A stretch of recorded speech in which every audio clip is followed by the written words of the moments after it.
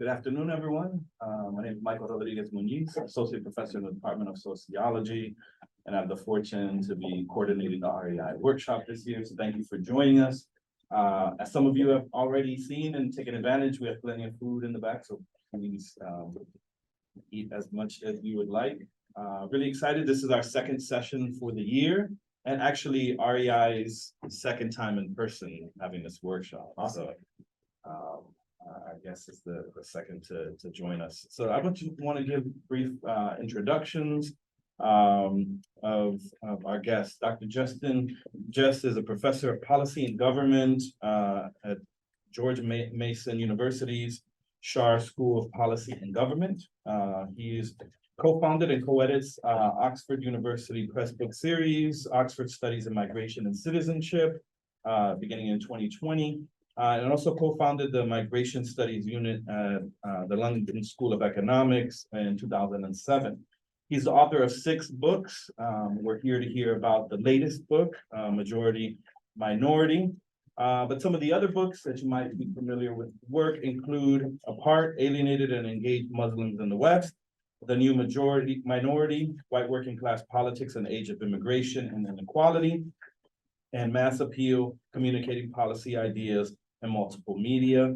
In addition to his scholarly work, you may have encountered Professor Gest, his writing, and also his engagement with sort of public outlets in a variety of locations, including ABC, BBC, The Guardian, NPR, The New York Times, Politico, Washington Post, among a number of other outlets.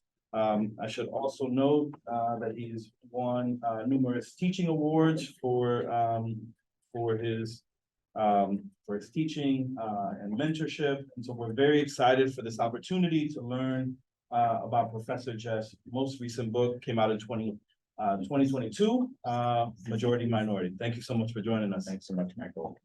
Thank you guys for your interest in the book. By the way, my last name is pronounced Gest, actually. That's how I pronounce it. It was an Ellis Island truncation. It's great to be with you guys, and it was helpful to know that you guys start 10 minutes after the hour. When I was an undergrad at Harvard, it was 7 minutes past the hour. And as a result, all of our alumni went through the rest of their lives being 7 minutes late for everything. So you guys will probably be 10 minutes late for everything in your lives now. Harvard's actually changed the policy now. It's now on the hour. They empty out classes early to accommodate maybe in your future. I don't know. We'll see. In any case, it's terrific to be with you. And yeah, so this presentation is going to be about my newest book, as Michael advertised. And it's going to be in broad strokes, so I'm very happy to sort of double click on anything you want and talk more during the question and answer section of our event. But for now, I'm just going to get straight into it. The book is motivated by the question of how societies respond to great demographic change. And of course, this is a question that faces this country in the United States right now, as our demographics continue to alter with the diversification of the population driven by immigration and fertility rates. But it's also a specter that's on the horizon for many other countries, including Canada, including Australia, and many European countries who have no minority milestone in sight, but the politics, the nativism, the nationalism, it's the same. So what I want to start with is really the impetus for this book and its title. And that was this very, normally ordinary and ignored Census Bureau report from the United States Census in March of 2015. The census releases these things monthly, sometimes even more frequently, and it's just sort of updates on census studies. They do very good work, actually, but they're usually ignored by everyone except for like demographers, economists, and some journalists who are in like trade presses. But this one had a little paragraph in like the 4th paragraph down that said, oh, by the way, by 2044, more than half of all Americans are projected to belong to a minority group, any group other than non-Hispanic white alone. And this little line buried inside of this mundane and dense Census Bureau report was seized upon by the press and reported broadly. It's official. The United States is becoming a majority minority nation. all the biggest outlets had in many cases sensational titles that were spelling the end of the white majority in 2044. And of course, as you would expect, political parties and movements seized upon this as well. The Democratic Party and many leftists in the United States heralded the news as the coming of their destiny, demographic destiny that favored their party, with the growth and the ascendance of some of their most primary constituents and some of the fastest growing populations in the United States. For Republicans' perspective, it was greeted with a lot of anxiety. It was greeted with discomfort in many circles, and in some cases, great fear mongering. But all of them, in many ways, exaggerated precisely just the speed and also the effect of this shift and what it actually spells for US politics. And very few people actually dug down to actually really understand what this means for a country to shift demographically so dramatically. And so what I wanted to start with the book is to understand, well, what do we know? And what we know about how countries respond and how societies respond to these great demographic shifts, socially and politically, really comes from the world of political psychology. And there's a lot of very good work done. What we know is that when people feel pressured by demographic change, intolerance and tribalism really grow. We know that when you alert people to the growth of an outgroup, they act defensively and territorially to protect the in-group status or wealth, resources. We know that when we acutely expose people to demographic change, it produces elevated exclusionary attitudes. And finally, all of these attitudes that we study, that the social scientists tend to study, we know that they are very rigid when they have to do with group-centric views about race, religion, and immigration. And so this does not spell a great future when you're dealing with demographic shifts. Of course, because they are political psychology studies, they're limited in their methods and their time horizon. So they're all individualized studies. So they're studying individual views on an individualized basis. And usually the time horizon is, at max, I think the longest study was over a 10-day period to witness any decay effects. And even if you were to project that into 10 months, it really does not actually proxy what a real demographic shift experience is like. Demographic change, like a majority minority milestone, takes 10 decades, let alone 10 days or 10 months to take place. And so to really understand it, we need to study it over the duration of history in order to form different kinds of hypotheses that might be more historically informed, to better understand and anticipate the changes we might expect in a country like the United States, like Canada, like Australia, or like Europe in the future. And so the key questions that I'm going to attempt to answer during the course of this short presentation start with, in the course of majority minority milestones, how do societies pivot towards conflict or coexistence? And this is really a historical question, and I engage in secondary historical work to really understand a variety of case studies that I'll get into in a moment. Second, if nativism and nationalism are persistent, and I find that they are, how do we overcome them? And third, what does all of this mean for the futures of diverse democracies more broadly, not just the United States, but elsewhere? So I mentioned that if we're going to study this historically, we need to have some kind of antecedents. And so I scoured the globe to see if there were any other societies that had experienced a majority minority transformation or milestone, if you will. And it's funny because when we think about the majority minority milestone that's approaching in the United States, we treat it as if this is a truly unique and an exceptional moment in world history. And it is rare, but it's not unique. And so I think we can learn a lot from a variety of cases. I found about a dozen that I think qualify because I focus exclusively on cases where it's driven by immigration, by the arrival and settlement and then fertility of immigrants in a given country, rather than by two or more groups that are both native and of the land that they are growing into. So that limits the number of cases and really, I think, narrows it to a set of cases, a subgroup of countries that really do reflect an American experience, even though they're incredibly diverse, as you'll see. So the first is Singapore.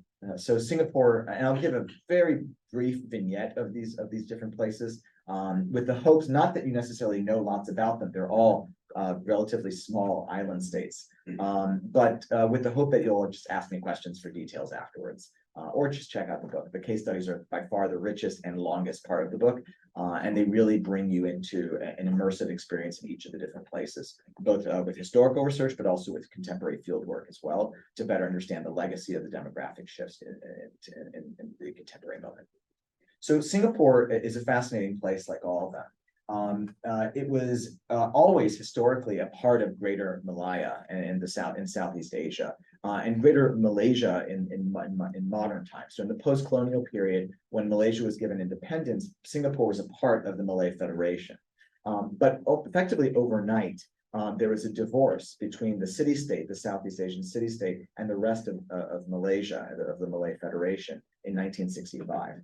And when that happened, Singapore, which was always a Chinese majority city in the greater Malay state, became a Chinese majority country of its own, that is sovereign. And that completely upended its politics as Lee Kuan Yew and the People's Action Party, the PAP, which continues to rule the country autocratically, came into power. And so, and they were overtly Chinese in number, but also in style and in culture, and the way that they were trying to craft their politics. And to this day, interestingly, they've governed the country in such a way to freeze its demography to reflect the precise state and distribution of people from that moment in 1965. So it is to this day 73% Chinese origin, 14% Malay, 7% what they call Indian, which is mostly Tamil. But they have these broad, what they call racial categories, and then the very few remainders of people they call Eurasian or other. CMIO is the phrase in Singapore: Chinese, Indian, Malay, other. And everyone has this on every document, and they build every public housing structure with a 73% Chinese majority. It is effectively a way of gerrymandering the country such that every single institution is 73% Chinese. So every electoral district, every public housing structure, it has a 73% Chinese majority and a 14% Malay minority. And they also have maintained schooling and a variety of other public institutions, welfare services that are designated for each of the different quote unquote races. Fascinating country. I could talk forever about each of these, so I'm really going to discipline myself. So Bahrain is the second country, and it's a majority minority state in two different ways. So like much of the rest of the Persian Gulf region, Bahrain has had a voracious appetite for foreign labor, basically since the 1970s, with the rise and growth of the oil industry, which not necessarily labor for the purposes of oil, but because of the wealth that it brought in, it created an appetite for services and other economic products that immigrants were able to provide. And so, like other Gulf countries, Bahrain is more than 50% foreign born. It's about 73% foreign born. Actually, no, 73? Yeah, 73% foreign born, I think, yeah. And it's a mix from a variety of different countries. However, unlike a lot of the other countries we're studying in this book, these foreign workers are not given any access to citizenship. And so they're not on the same level as being nationals. The naturalization rate is near zero, with only a few exceptions that are by edict of the emir, of the king himself. It's a kingdom. And so it's also, however, a majority minority state in the second way.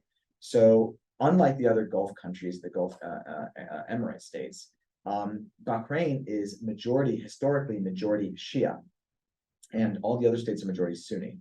This one is majority Shia, but is ruled by a royal family and a royal court that is exclusively Sunni. And so it has had this sort of like awkward juxtaposition for for 2 centuries now, actually. But starting around the 1990s and early 2000s, the royal family had begun a not so secret, although it was intended to be secret, strategic naturalization campaign, where they have deliberately naturalized a very large number of Sunni Muslims who are coming from other Arab states, not from South Asia, which is where most of the foreign workers come from, but from other Arab states like Yemen, like Saudi Arabia, like Syria, like Iraq, like Jordan, and possibly Egypt.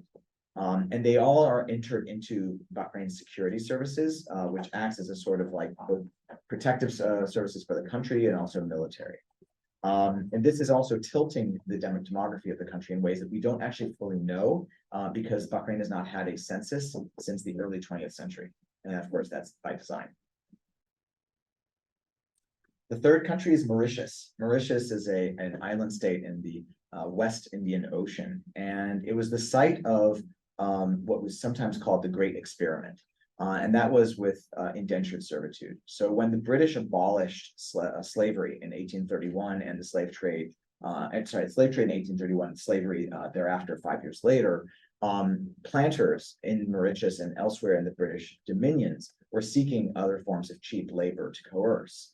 And with slavery now prohibited, they invented the creation of indentured servitude, where people would work again for free and effectively by coercion, but with the promise of either a parcel of arable land at the end of their indenture or potentially return passage home, which doesn't seem quite as juicy. So in any case, this was the birthplace of that idea of indentured servitude, which then spread to a variety of other places, including the fourth case study that I'll get to in a second. And so what happened was the indentured servants came in, and they were predominantly from India, and they within 30 years outnumbered the African Creole freed slave population that had otherwise been the majority in Mauritius. And ever since, their politics, even since independence, has really been a highly ethnicized form of politics, a sort of racialization of its politics, as you have parties that are literally designated for each racial and religious group in the country. A similar story can be told about Trinidad and Tobago. This East Caribbean country was one of the other largest recipients of indentured servants around the same time in the early to mid 19th century. And unlike Mauritius, however, the majority minority switch took place actually in the 1990s, in around 1995. And this coincided also with the election of their first ever Indian origin prime minister, Basdio Pandey. Since then, their politics has also been incredibly racialized. They have two parties, the UNC, which is predominantly Indo-Trinidadian, and also the PNM, which is predominantly Afro-Trinidadian. And everything is sort of reduced, every single political issue is reduced to a sort of proxy battle in this wider kind of racialization of its politics today. The fifth case is a cheeky one. It's New York. So New York is not a sovereign state, but if any of you have met a New Yorker, you could be forgiven for thinking otherwise.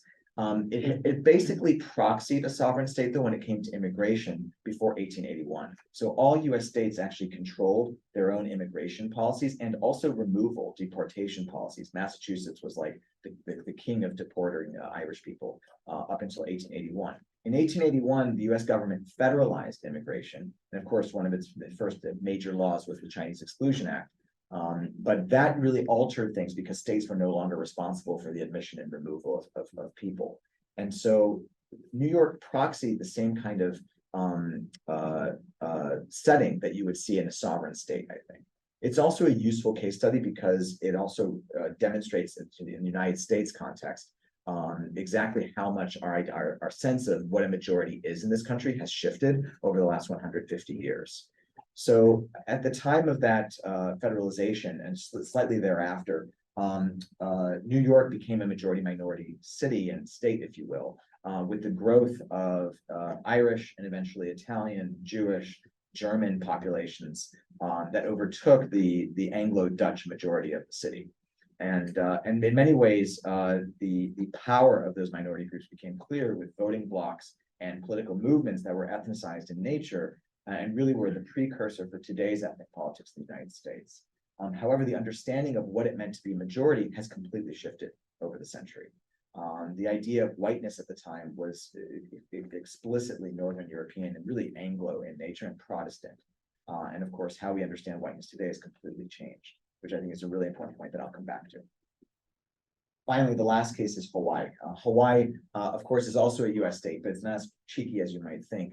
Because it was a sovereign country up until it was forcibly annexed by the United States in 1898. So when it was a Hawaiian kingdom, the Kamehameha dynasty deliberately imported enormous amounts of labor to distribute onto the sugar plantations, but also pineapples, whaling, other big industries there, because they just simply didn't have a large enough population to supply it. And they deliberately looked for what they called kindred races, So the Kamehamehas targeted the Japanese, Chinese, Filipinos, but even eventually Portuguese and Puerto Ricans all came to Hawaii, which is why if any of you have been lucky enough to travel to Hawaii, it's spectacular, but it's also ethnically just so diverse. It's remarkable. If you look at the last names of Hawaiian citizens, it's an incredibly diverse place. In all of these places, we witness certain key critical junctures in the development of being a majority minority society. And that's why I want to begin with when we try to synthesize what we learn from these places. So the pathway is quite simple. It begins with the industrialization of the British Empire, which creates this appetite for labor that I mentioned and leads to its importation. Thereafter, in all 6 of these places, we see segregation and the segmentation of labor markets as well. In some cases, forcibly. And that is true across all 6 different cases. Where they start to diverge is in the 4th stage, which really relates to enfranchisement and the designation of equal status. So in some places, equal status was granted to minority groups, in other places it was not, and people were not enfranchised. Then secondly, the second really critical juncture relates to nativism and the reconstruction of identity. So nativism was pervasive across all of these places, but it is how that identity got structured by the state, by the government and its institutions, and rhetorically as well, but by their institutions that really determined whether you had a pivot towards inclusion or exclusion of the minority groups that grew so ascendantly. And then finally, we see backlash basically everywhere. But again, you see the question is how you deal with the backlash and whether or not it's going to be pivoting towards inclusion or exclusion, which I'll get to in a moment. Demography is often thought of or as something that you cannot really control because you can't control so many things about demography: who people marry, whether they reproduce, when they're going to die. These are things that you really, as a government, cannot try to exert control over. And yet that hasn't stopped states from trying. So across all these spaces, we see 3 primary ways that states try to exert control over the uncontrollable. And I classify these with these 3 questions: who comes, who counts, and who connects. And governments try to control the answers to all of them. So when it comes to who comes, this relates to the number, but also the attributes of immigrants. So it means that your admission selection before people are admitted, the question of who you're deporting, for what reasons, and whether you're giving people temporary status such that they're eventually going to leave and repatriate, or permanent status. And these are questions that every country grapples with, and Irene's research obviously is massive to understand these kinds of choices. But they also have a consequence demographically that is in many cases quite intentional. Who counts relates to the distribution of electoral power. So this is about who's eligible to vote, how you gerrymander districts to empower or disempower people, and how you account for people in the census. It literally who counts in this case. And then finally, who connects is a dicier area of state power, but they do try to limit the extent of intergroup interaction in many cases. So that means residential segregation, labor market segmentation, and the creation of group-centric institutions. So beyond all this, though, I mentioned that these critical junctures lead states into pivoting towards inclusion or exclusion. But a natural question, of course, is why? On what pivots? What do they pivot? And there's 5 really key pivot areas. So I'll discuss each of these 5 really briefly. So the first is ideology. This is really the question of who are we as a country? Every country must answer this question. And the question, and the real question is whether your ideology of who we are, that answer, is really about something, a superiority narrative with strict hierarchies, or a universalist identity that's inclusive of the others. And this can relate to norms and rules over intermarriage, labor markets, labor unions, which often cross over when it comes to questions of who we are, the use of religion to unite, and also labor socialism. But on the superiority side, it can lead to residential segregation, which I've mentioned, strict hierarchies, the use of religion to divide, and the logics of white supremacy or one group's supremacy. Because many of these are non-white majority countries, supremacy is not something that is exclusive to whiteness, and we see it throughout a number of other countries as well. The second sphere relates to education and the socialization of youth. You can have an inclusive or an exclusive socialization of youth. And this really relates to the policies of schooling more than anything, but also civil service. So are you teaching a universal language in school such that everyone may communicate, or do you have group-specific institutions that isolate certain language groups? Are you integrating schools? Do you have universal conscription policies rather than selective conscription policies? Are your textbooks acknowledging the contributions of minority groups to the formulation of the country and to its history? The exact same things determine whether it's an exclusive socialization. It's just the flip side, whether they're exclusive in nature. The third pivot relates to culture. So culture is a matter of having inclusive or exclusive national cultural attributes. And so when they're inclusive, they're really in the space of the arts, sports, music, film, literature, cuisine. All of these are fusion-oriented, hybridizing spaces that absorb different influences in many cases. Certainly, there's some that are, very reared in a certain ethnic or religious tradition, but they are usually absorbent in nature. When it's exclusive, it relates to the politics of memory and truth, historical disputes, and tradition politics. Commerce is the fourth area. So this relates to whether you have an inclusive or an exclusive market experience. So when you have an inclusive experience, it's characterized by interdependency, it's characterized by lower inequality, a more even redistribution of wealth. When you have an exclusive experience, you have racialized poverty, you have the politics of reparation, you have labor market segmentation. And finally, the politics of threat. And this is a question of who the enemy is to the state. And so if the question of who are we begins this little arc, then the question of who are they is the other side. And when the state identifies the existential threat as coming from internal to the country, it's incredibly divisive. And when it's external, it's more unifying in nature. So war and encroachment by other countries and other nations can create a more cohesive internal identity and often paper over otherwise social boundaries. But when it's an internal threat, this can really be stimulated by racialized partisanship, census politics, and gerrymandering, which is really what we're seeing, of course, in the United States today. In each of these 6 countries, they're such diverse places. I see a variety of echoes or really, I think in the United States, I see echoes of those countries past. And it's striking to see that in countries that are just so different from our own. So that concludes those 5 pivots. So just to review, it was ideology and the question of who are we, and you have culture, commerce, education, the socialization of youth, and finally the politics of threat. So understanding that this is where we see the pivots to a coexistence or otherwise, the question is, how do we overcome nativism and nationalism? And so far, the story has really been an institutional story. I find that the state has immense power to structure social relations, and we see them deliberately trying to do so in a divisive or unifying way across these different countries. But what I also find in the case studies is the power of rhetoric, that the state not only uses institutions, but uses leaders' rhetoric in order to actually identify difference or to actually emphasize a superseding solidarity. And so I created with co-authors 2 survey experiments that test historical approaches to solidarity. One looks at how we might leverage nationalism, which is normally thought to be vile and exclusive and divisive, into something that could be actually unifying. And the other, and this is quite counterintuitive, and the other engages trusted interlocutors as a way of reaching out to other groups, to minority or majority groups on the other side of the social boundary. I'll give you details now.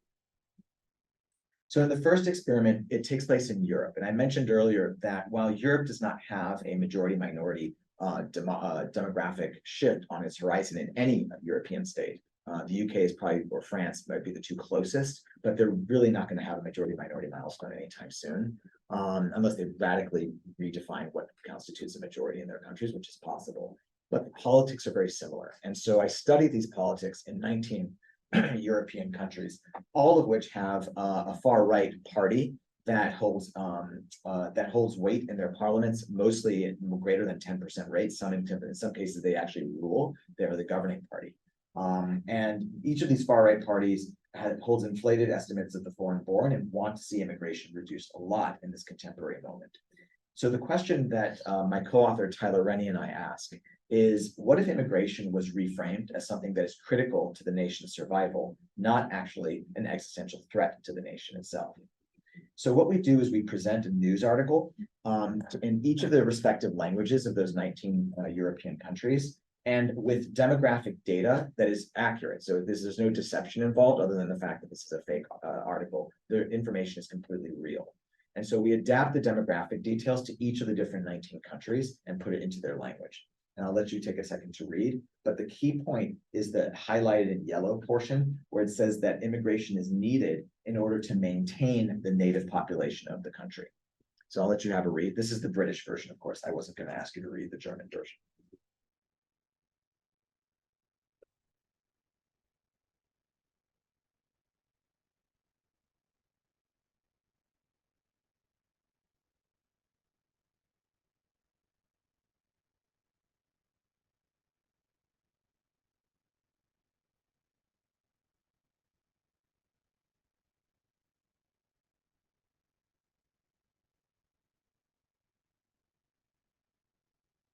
And if you made it to the end, you'll see that this is a relatively conservative test, right? Because we are emphasizing if immigrants come in, they're coming from the outgroups that many far-right parties fear and try to ostracize, right? And so we're very clear that they're going to be coming from predominantly Muslim majority and African countries. So this is a relatively hard test to shift immigrant attitudes or immigration attitudes. And to be really clear as well, we are trying to move what many authors have found to be unmovable. So group-centric ideas are very, very actually hear from it and then balance and make decisions based on a balance of those views. So a half of the treatment group saw then this as a follow-up.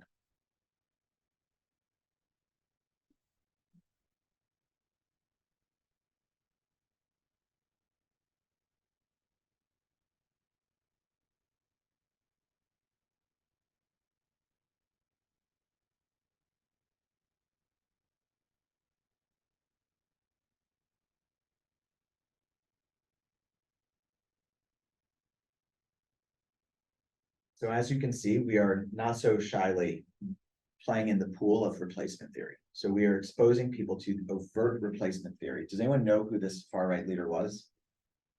Any guesses?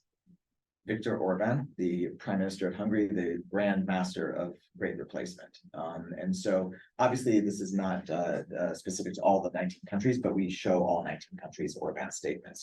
And he has been immensely successful. Fidesz has a super majority in the Hungarian parliament today. He just won his 4th consecutive election.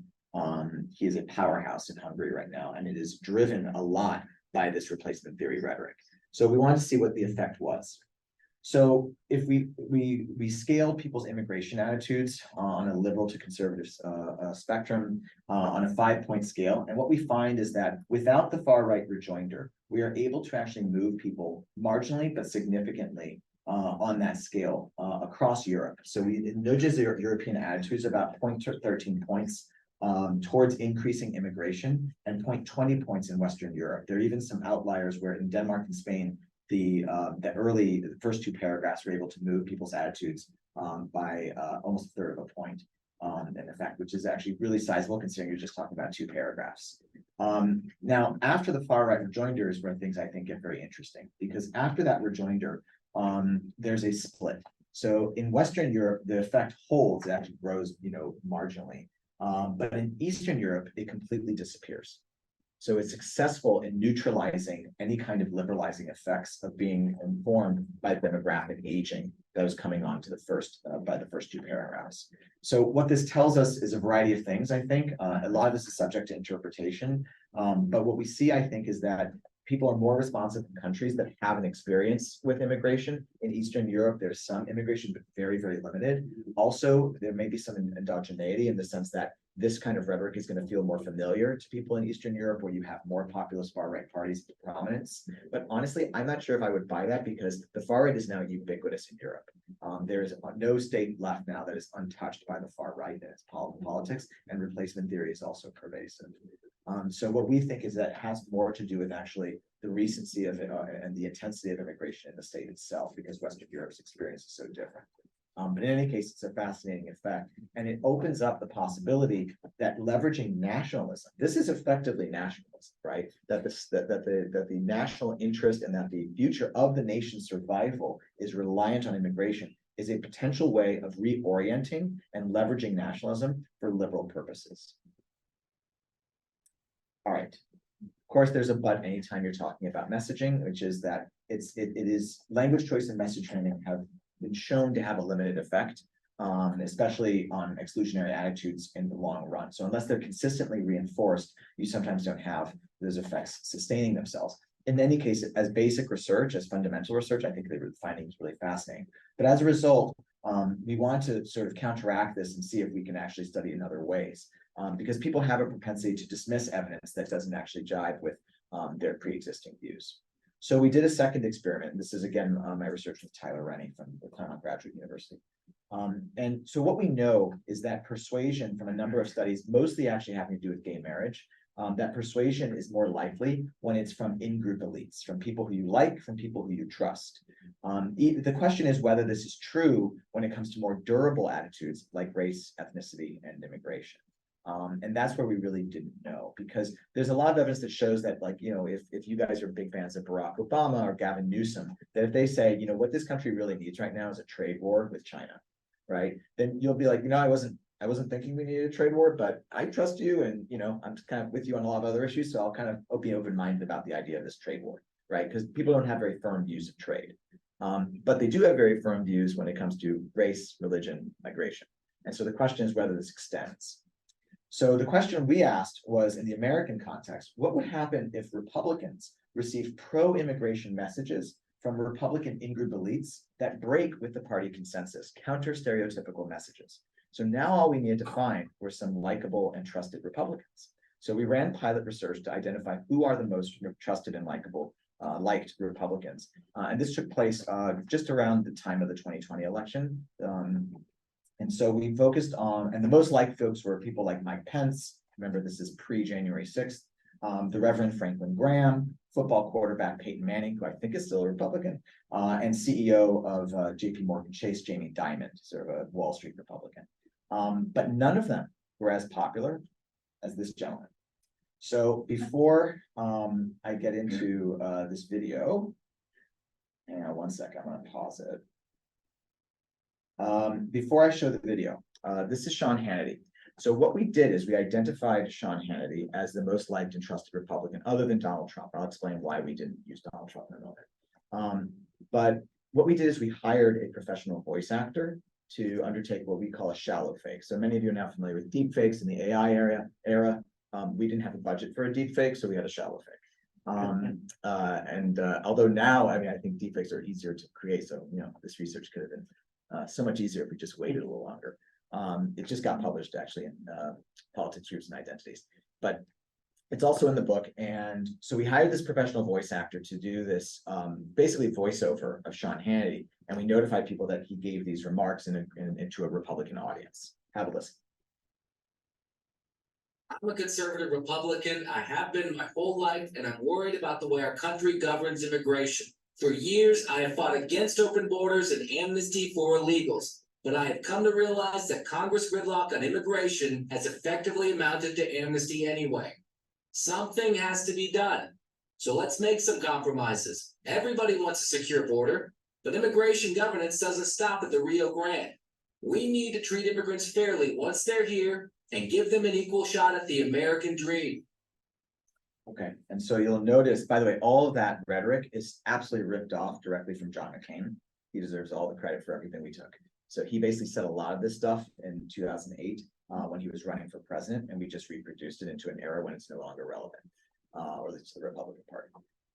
You'll also notice that all of the gentlemen that we sort of piloted were all white men and white male conservatives, and that's because we were absolutely trying to target in-group identity among white male conservatives. And so that's part of the treatment, and we recognize that. That was deliberate. However, you know, most folks are going to come across this and going to say, okay, that's really cute, but is, you know, Sean Hannity going to come to your side anytime soon? First off, Sean Hannity actually was pro-comprehensive immigration reform as recently as 2013.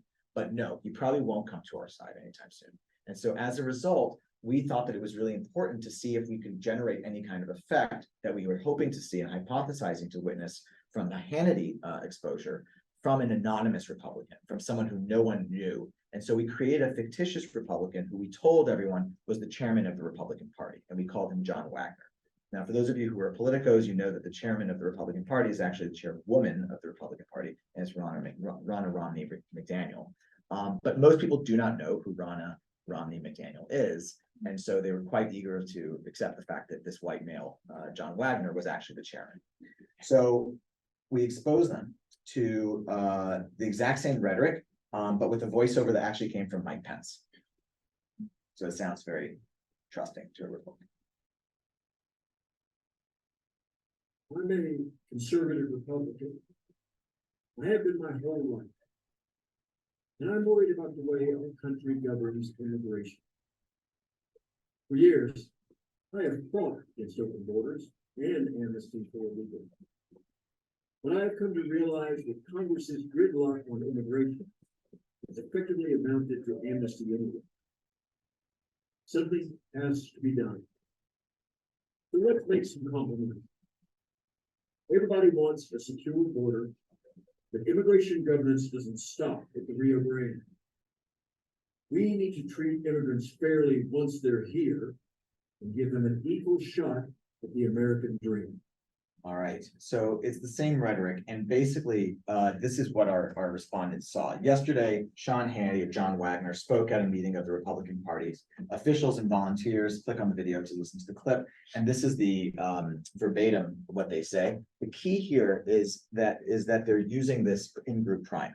I'm a conservative Republican. I have been my whole life, and I'm worried about the way this country governs immigration. So we want to see what the effect would be if we include the prime or if we don't include the prime as well. Will we have the same effect? Is the fact that he is actually asserting this sense of solidarity critical or not? So you also notice that there's a lot of solidarity also built into the sort of illegals and the use of certain terms to describe the undocumented population.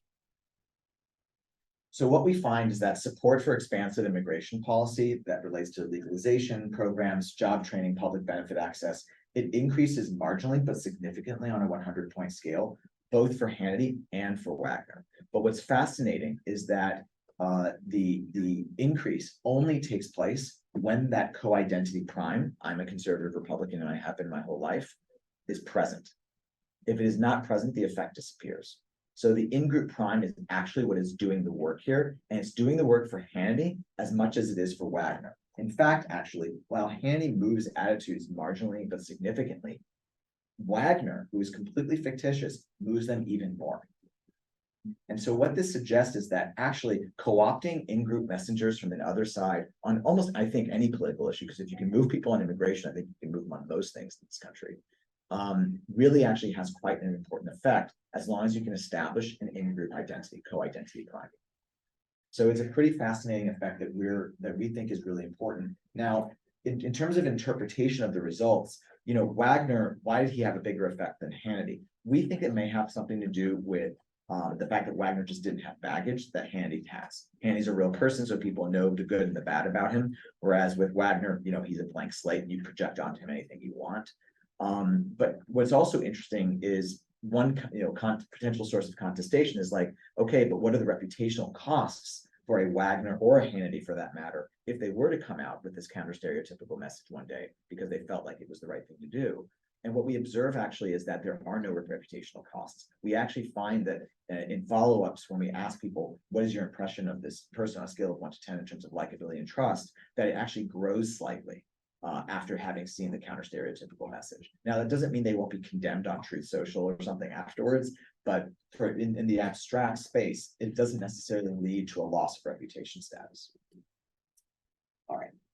So to conclude, what does this research really tell us about how to navigate demographic change? What do we learn from the history and also from these experiments in the contemporary era? And what I argue is that we have to meet people where they are. What do I mean by that? This is a departure from conventional approaches to persuasion, particularly about immigration. Up until now, heretofore, the immigrant rights movement, the pro-immigration movement in the United States, and really elsewhere, but especially the United States, has been all about lionizing and enhancing the image, ameliorating the image of immigrants themselves. And so we talk about the jobs that they create, the patents that they file, how law-abiding they are, right? How devout many of them are. All of which, by the way, is true. They are, innovative. They are reliable. They are hardworking, right? But it's ameliorating the image of the other rather than actually framing things in terms of a national interest lens. And by focusing on demographic aging and demographic change and literally the existence of the country, the sustainability of the population, we see effects, which is a completely different approach. So what we're using here are credible messengers as opposed to, the usual sort of partisan suspects and messages on nationalist terms. It's almost like what is sometimes called an oriental finger trap, where the harder you pull to get out of the trap, the tighter it actually affixes itself to your fingers. Actually, by rolling with the political trends and actually embracing them and leveraging them, reorienting them to your purposes, we find that that might be the path out of the sort of spiral of political backlash and nativism that otherwise characterizes countries going through majority-minority shifts. I also find from the historical research that states and elites hold great power to overcome prejudice and nativism. So much of the research demonstrates the way that institutional differences are about choices by those who are governing. So we cannot wait for a different media environment, which many people lament in the United States, rightfully so, new institutions, which we lament too, or the eradication of prejudice. So much of the literature when it comes to demographic change is focused on the persistence of prejudice. What I find is that not only is it persistent in a matter of years, it's persistent as a matter of centuries. If we wait until the eradication of prejudice takes place, we'll be waiting a very long time, and the majority-minority shifts will have happened. So really, it's about having policy and strategy by states that actually recognize the historical context and take action to avert the various challenges that we can actually anticipate when we look at the historical record of other countries that have gone through these changes before. All right, last slide. Americans' advantages. So many people are wondering, obviously, does the United States, how pessimistic, and are you? And I am relatively, I think, optimistic among like scholars in this space who are very pessimistic these days. And the reason why is I see that America has advantages that none of these 6 countries that I studied had at the time, even New York, really. So our advantages are first that US minorities are not of a single background. That's an enormous advantage because you cannot completely draw a strict line through our demographic distribution, which is exactly what fear-mongering politicians tried to do. And that's exactly what they're trying to do in this country. The majority-minority understanding creates a non-white white binary that is simply false when you actually look at the understandings of whiteness and non-whiteness in the country over time. Immigration to this country is not this like some sudden influx. It's something that we're kind of used to by now, and that's an enormous advantage as well. Minorities in the United States are now starting to reach every region. So it's not like people are living in the United States completely unexposed to the other. And mixed race people are now up in the United States threefold between 2010 and 2020, according to the US Census numbers, which means that we are actually defying that non-white white binary that defines a majority minority milestone. Finally, the United States has actually reached a majority minority milestone once before. This is sort of the ruse behind the entire concept of majority minority. This country was defined whiteness in such a way that was so narrow that if you stuck with it through 19th century lenses, we would have already reached the majority minority milestone in the early 1900s, arguably even the late 1800s. We didn't because the idea of what whiteness meant was changed. And there are numerous, I've written a couple of op-eds about this, one in the New York Times, one for the Atlantic, in case you're interested. But our understanding of whiteness is completely subjective and has been manipulated by elites, including presidents like Teddy Roosevelt, who witnessed and who were scared of the demographic change that was going to take place and actively embraced what we're going to call white ethnics into the greater sort of fraternity of whiteness in order to sustain its majority going forward. And so we are poised to potentially even do something like this again as whiteness broadens to many white adjacent groups like white Latinos. There's a reason why they're called non-Hispanic whites, because there's both a racial and an ethnic category in the census, and many Latinos, in fact, 60% of all US Latinos self-identify as white on the census, but also mixed race people, about 70 to 80% of whom have at least one white parent. And so we're at risk of actually making the exact same mistake that we made in the 19th century. And for those of you who might be saying, okay, but isn't it like good that people are assimilating into the white mainstream, as some sociologists have called it in the past? No, because when we sustain this myth of whiteness, what we are doing is continuing and prolonging the exclusion of people who are never going to be white enough. And so we have to make sure that we do not make the same kind of mistake with our rhetoric and with our politics in the short run, or we're doomed to repeat ourselves. All right. I will leave things there. If you want to stay in touch, I presently have a Twitter account. I'm not sure how long that'll last, but I also have a website where you can check out more about each of my books, and that's the way of reaching me by email. I would love to hear from you, but for now, I look forward to your questions.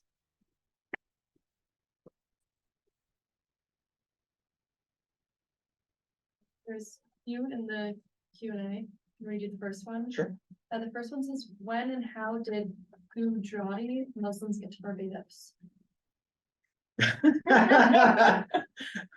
My hunch, I don't know. That's the short answer. I don't know because I didn't study Barbados. But my hunch is that they came in the 1840s to the 1880s. They could have come as late as the early 20th century because indentured servitude, believe it or not, was actually a 20th century phenomenon too. It ended just before World War I. But that is what's likely. The Gujaratis were wrapped into the indentured servitude system, into that great experiment, but most actually came from Madras and southern India, actually. Sure. Very specific question. I was not anticipating that. Any comments, questions?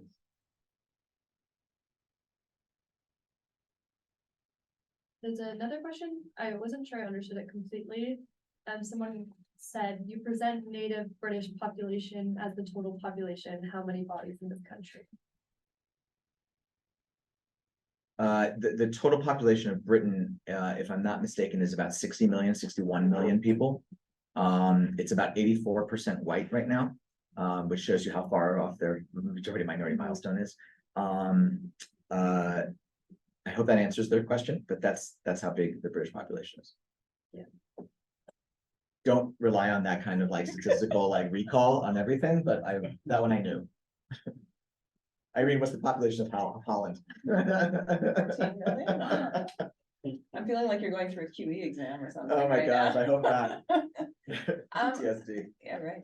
I want to take up that the last points that you left us with, because I thought those were really interesting, because I heard two somewhat different things, or maybe three. So one thing that I heard was there has been a redefinition of who counts as the core stereotypical or prototypical American. Used to be Anglo-Protestant, became European whiteness, maybe of Catholic, Jewish, Protestant faith, and perhaps in the future it'll expand further to include other groups, including people who self-identify as white and who are Latino or mixed race individuals, etc. So that seemed to be an argument about the expansion of the mainstream in Richard Alba and Victor Nee's terms, Yep. But one which still centers potentially a racialized understanding of who is the prototypical American. It's someone who counts as white, however we might define that. But then you were like, no, don't want to do that, because that would exclude certain people who might never be included. Right. And so are you saying that we have to re-understand what American is beyond race? And Yes. is that just a rhetorical argument, or do you No. think there has to be institutional No, change too? So absolutely. tell us a little bit more about Yeah. what you're thinking. Yeah, so we have to rid the understanding of what it means to be American as being wrapped up in whiteness, which is historically what it has been, by actually bankrupting what it means to be white. I mean, it's just never been a consistent term, and it's been used for political purposes throughout its usage.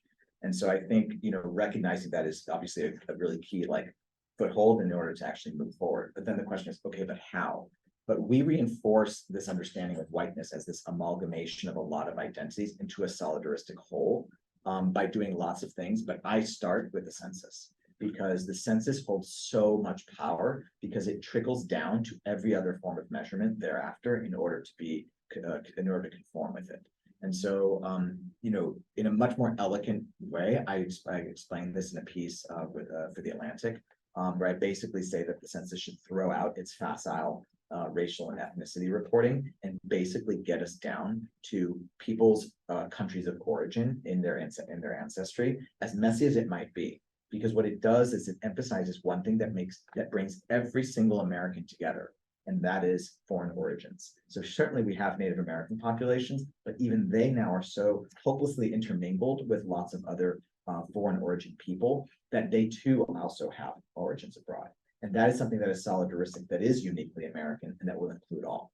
But right now, the census doesn't do this. Instead, it's trying to refine these categories every little bit. So the impetus for the piece in the Atlantic is that the census, as some of you may know, is considering an alteration that would actually recognize and create a new category for people who are from the Middle East. It might be called Middle East Arab, it might be called Middle East North Africa, unclear exactly. All of these are their own constructions, of course. And would it include Jews? Would Jews want to be included in that? We have 1.5% of the US population is Jewish. It's a new kind of construction that we're creating rather than just recognizing all of these different origins. And so I think it starts with census politics, actually. And so we circle back to where this whole presentation began. The problem is the way we construct race. And I think what flows from that is the rhetoric and the institutional differences. Can I ask one quick question? Yeah. Why not get rid of it all entirely then? The I census mean, by the report- logic of your argumentation, shouldn't we just like not ask about race, ethnicity, national origin? Yeah, so I deal with this. I also wrote a New York Times op-ed around the time of the book that deals with this too, Irene. And it was like, we could be like France, which basically throws out all of its race and ethnic and religious reporting as part of laïcité, as part of the secularist doctrine. But the problem is, I think it's actually important to know. I actually think that the numbers, I don't think we should hide that diversity. I think that we should recognize it, but recognize it in a complex enough way that people are unable, or at least to recognize the bankruptcy of the terms that we have. So I actually think that it's one of these things where hiding things actually doesn't, transparency is best, but transparency in the most accurate way possible. That's right. How do you navigate in that particular example, the lack of information on foreign origin for folks of African descent? That's a great question. So I deal with this in the Atlantic piece too. So, I think that what we can do, so there's a new categories of self-understanding among a lot of African Americans that are, I think it's called African Descendants of Slaves. It's ADOS. ADOS. And I think that can be a category because it's often unknown, or we can just have regional classifications as well, because that's not only true for a lot of African Americans, it's also true for a lot of white people as well, who have unknown European origins because it's so kind of intermingled. And so I think that having those options there basically make it inclusive of everyone. But I do think it's a really interesting point though, because the ADOS movement is really interesting because they're trying to create a sense of distinction between African Americans who are of recent arrival status from places like Trinidad or like Mauritius or like Sub-Saharan Africa or the Afro-Caribbean more broadly, or Afro-Latinos for that matter. So I think it's a very interesting question, and it would be encapsulated if the census actually did this better. On that point of the Caribbean. Yeah. Have you observed the role that events like cultural events like Carnival, like things that end up blending the cultural and ethnic origins of the population in favor of this kind of national identity, what impact that has had on the population versus the politics, which is still very divided? For that question, man, you win a book. So wherever that book is right now, that's yours. That's my gift. Okay. So that is precisely what my case studies do. So the question is, why am I doing in these different places, right? So isn't the historical record enough to understand the politics of those different societies? And for me, especially as a hopeless, field researcher and ethnographer, right, I want to be there. And so I didn't conduct ethnographies, I didn't need to for the purposes of this work. But rather I conducted interview-based field research in each of the different places, obviously in the contemporary moment, because I'm not going to, transport myself back to the 1880s. So what I did was study the cultural manifestations of these demographic politics. And in Trinidad, carnival is, and it's not, and I know this like, fancy carnival, just carnival. It is the center of these politics because it is claimed very tightly by the Afro-Trinidadian population as their thing. And you're starting to see, because carnival is so based on soca music, and which is very absorbent in nature, and you have kind of like these influences of Bhangra and Trinidadian soca music because a lot of the Indo-Trinidadian population wants to get into it. It is the space of cultural contestation in the same way as politics is. Everything's a political football. So actually, each of the different case studies not only gets into the history of the institutions of those countries, but it actually seizes upon specific contemporary phenomena that are demonstrating the legacy of their history of demographic change in the present. And so what I seize upon in Trinidad is carnival itself. And so, yes, I actually went to carnival and conducted field research during the debauchery and bacchanalia. It was a lot of fun and it was super fascinating. It was one of my favorite case studies. But in Hawaii, I studied the politics of hula and also land reclamations and organic farming, and also the nation of Hawaii, the sort of irredentist movement in Hawaii. In New York City, I study Irish cops. I study the NYPD. It's all interviews with cops, the whole chapter. In Mauritius, I study fugitive slave settlements.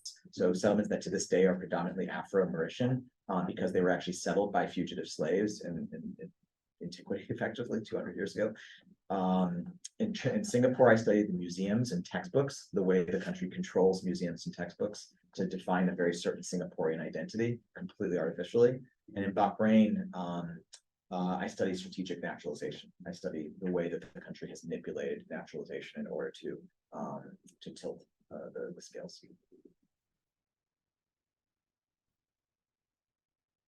First of all, thank you so much for this wonderful presentation. I really learned a lot.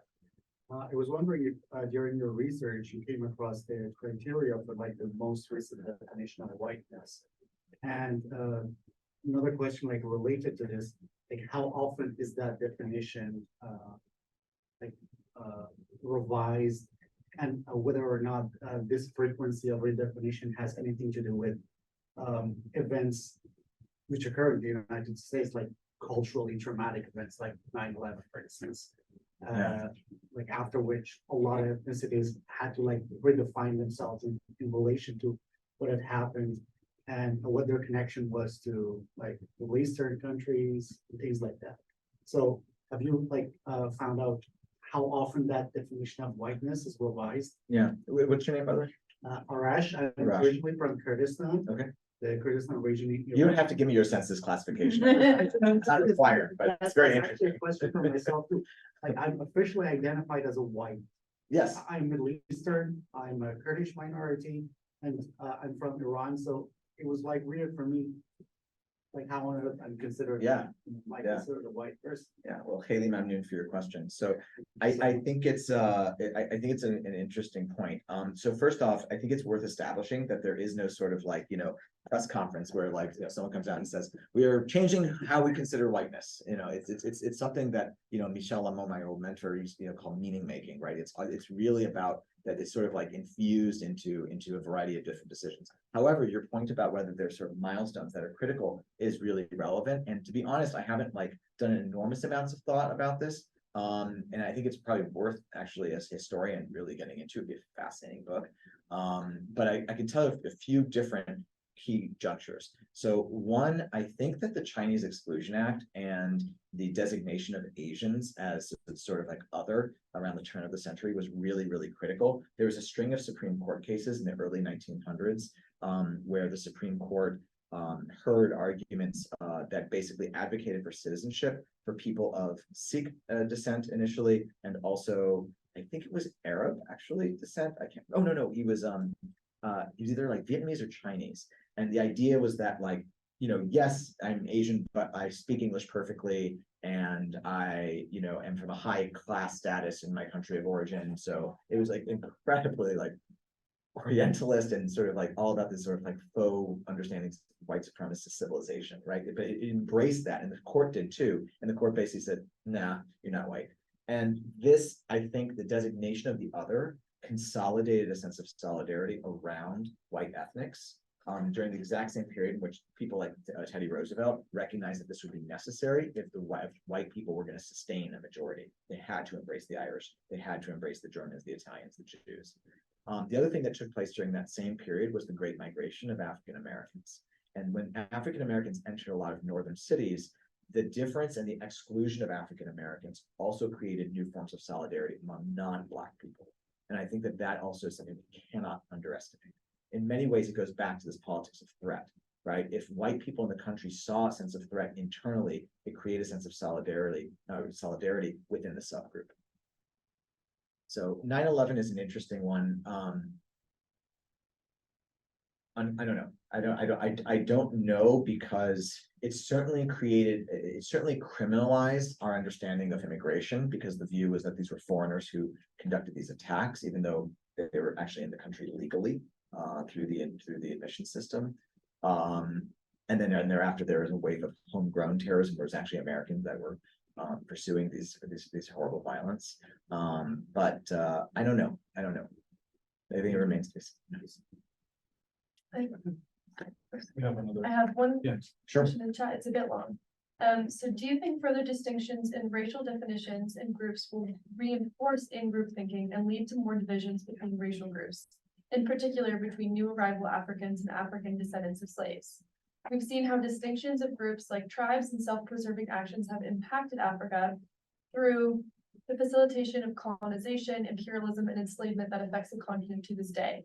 So how could this inhibit their common interests and uphold their common struggles in foreign nations? This question can be applied to other racial ethnic groups as well. Yeah, 100%. I think that would be a fascinating dissertation as well, by the way, or just a series of articles. I think it's actually quite understudied, and I think it's really fascinating. By the way, I may have misspoken. It's not African descendants of slaves; it's American descendants of slaves, if I'm not mistaken. But that can be checked actually with a quick Google search. And the short answer is yes.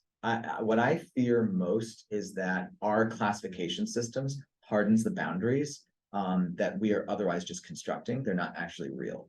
And it inhibits the ability of the country to actually form a sense of civic nationalism rather than an ethnic national form of nationalism, which is how nationalism has historically been conceptualized, right?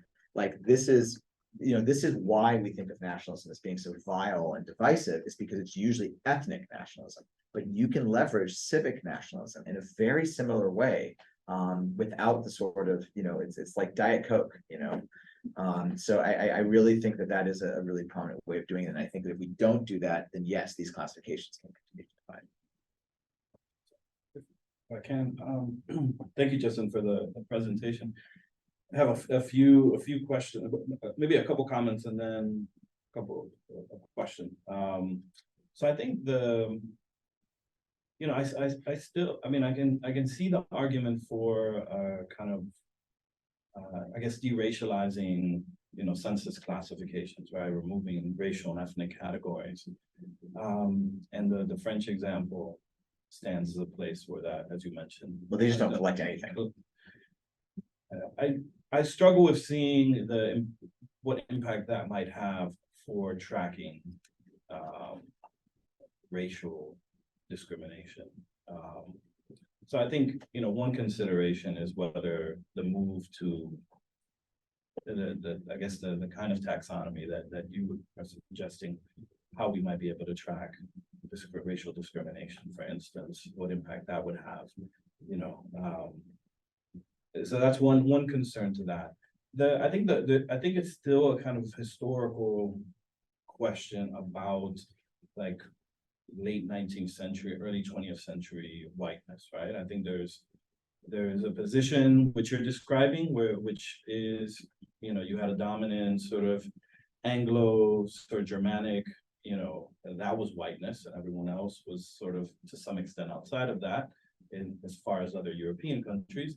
And other arguments that suggest, I'm thinking of Painter's book, that it was actually a hierarchy of whiteness in which these populations were nonetheless understood in the European imagination as part of, a white race, which was internally stratified, right? And so I think that point about a previous majority minority, there's debates that Eastern Europe, the Italians become white, or did they become, or they already understood as white, but a lesser form of white. I think there's still some debate about that, and I think that has some implications about how we can draw on that period to kind of make sense of the contemporary moment. I guess one question that I was thinking is, if you could tell us how you fit your argument. Irene mentioned Richard Alba's sort of argument, right, of this expanding mainstream. And then you also have, for instance, like Eric Kaufman's work about white shift. And so I hear some things that might resonate with some of those positions, but also some departures. So I'm curious about, how you would position your thinking about how to proceed and where we could head, maybe in comparison or in dialogue with those two positions, which in my opinion still, my reading of them offer a kind of attempts to appease white anxiety about demographic trends. And I don't exactly hear you saying that, but I'm wondering if you could maybe share with us any thoughts on, I guess, other competing ways of thinking about. Yeah, no, these are big questions, Michael. I mean, well, first, let's just go back to your original point about the census. So this is why I said to Irene that I don't think we should not collect the data. So it's not just about discrimination. It's actually about just isolating and identifying, where you have progress or regressions in terms of societal, welfare and well-being, right? So it's like if you don't have these kinds of metrics, you are not able to capture things like Raj Chetty captures in his research on upward mobility, which identifies certain groups as being less subject to upward mobility and experiencing that less than others. Or you wouldn't be able to identify other things that are the reflection of discrimination or structural disadvantage, but manifest in terms of actual policy outcomes, whether it relates to like employment or food insecurity or, other non-material factors as well, suicide prevention, et cetera, healthcare, et cetera. So I really do think we have to keep collecting the data. But you don't have to keep collecting it on the same terms. So, knowing that someone's from Colombia instead of saying Latino, right, like is a huge, it's not a huge leap, right? You can just compile the data by adding everybody who has Latin American origins into a conceptualization of people with Latin American origins. And I think that that's really the way to think about it, is like Americans of these different origins. And whether people from certain backgrounds, are subject to those trends or not. So I don't think it's like that, if you're a data scientist, I don't think it's going to really throw a huge wrench in your work. But in terms of Richard Alba's work and in terms of Eric Kaufman's work, I think where we diverge is that Richard has historically in his work identified a sort of white mainstream. Those are his words. That's what I was referring to earlier. It's all yours, Ezra. You earned it. So don't put it on eBay though. Okay, that's not nice. Oh, no, this is So Richard has coined this idea of a white mainstream that has been very influential, I think, in sociology and beyond. And I think that he sees as assimilation to it, and not in a sort of nefarious sense of assimilation, but just integration towards that white mainstream as a good thing, as normatively a good thing that we should be aspiring to. And I think that that's where Richard and I really depart. And this is where I kind of push back on his work in the book, is that seeing more and more Latinos or others assimilate into this white mainstream is not necessarily a good thing from an identity perspective, because it allows it just it's just 100 years ago repeats. With Eric Kaufman's work, I diverge with Eric in a lot of ways. Eric I know very well, and he's always been very kind to sort of review my work and give me his feedback, which I take or leave in different situations. But and if nothing else, his work is incredibly provocative. But where we really diverge is that he just does not understand, or does not understand. He does not believe that structural advantage is continuing, and he's sort of like in a sort of post-racial moment that he's sort of like, this is old hat. And that infuses so many of his views and so much of his research thereafter, and that's what makes it so inflammatory. And I just don't follow that, and so that's gonna create a big divergence at a very early juncture in our research perspectives. Should this book be considered in conversation with Richard's work, with Eric's work? Yeah, I think probably. And there's a lot of other people who have written really excellent things on similar subject matters. And in fact, actually, he's not here, but I should cite that really formative to my own understanding of whiteness in the United States and America's treatment of immigration was a Berkeley professor recently just arrived here, Hidetaka Hirota, who's a historian in the Department of History. And if you don't know Professor Hirota, he's a really just nice guy.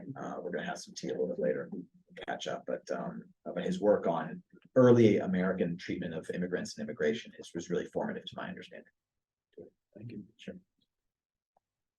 We have a couple minutes in case there's some other last question, comment. Yeah, that's right. I only got one book. Don't ask me. So I think there's actually been some articles talking about the relationship between like evangelism and like Protestantism, and particularly like a white Christian nationalism published with the Berkeleyan, or I think Berkeley News. And I was wondering about, in terms of substantive shifts in kind of American consciousness, the role that I think that American mythology, in the sense of like manifest destiny, in the sense of like these kind of